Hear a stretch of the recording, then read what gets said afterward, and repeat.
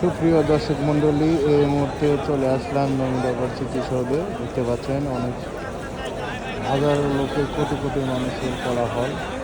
এ হলো নবীনগর সভার স্মৃতিসৌধ, যেখানে কাঙ্ক্ষিত সেই তারেক রহমানের আশায় অনেক বহুদিনের আয়োজিত হয়েছে।